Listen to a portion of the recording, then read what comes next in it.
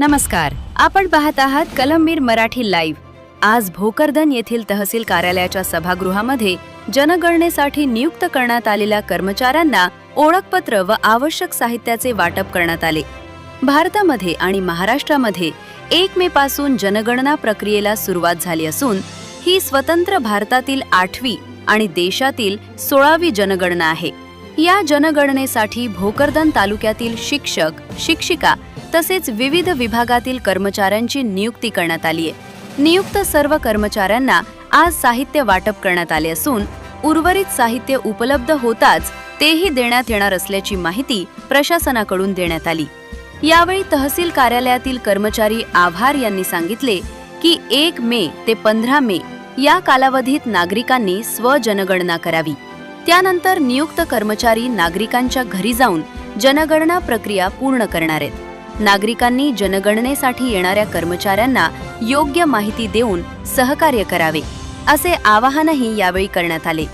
Cameraman सह प्रतिनिधी गजेंद्र लोखंडे, भोकरदन। सभागृहामध्ये आहात आणि या ठिकाणी आपले तहसीलचे कर्मचारी श्री आवाड सर यांच्याशी आपण आज या प्रंगणकांना कोणत्या प्रकारचे साहित्य वाटप करत आहात आणि या ठिकाणी सर्व प्रंगणक कशासाठी आलेले आहेत याबद्दल थोडक्यात माहिती घेणार आहोत। सर, आज या ठिकाणी आपल्या प्रंगणकांना या ठिकाणी बोलवण्यात आलेले आहे आणि यांना आपल्या तहसील कार्यालयामध्ये जनगणनेसाठी कोणते साहित्य देणार आहात? आज आपण त्यांना साहित्य घेण्यासाठी तसेच प्रशिक्षण देण्यासाठी बोलवलेलं आहे। आज आपण त्यांना ओळखपत्र व इतर जे जनगणनासाठी महत्त्वाचं साहित्य ते त्यांना आज वितरित करत आहोत।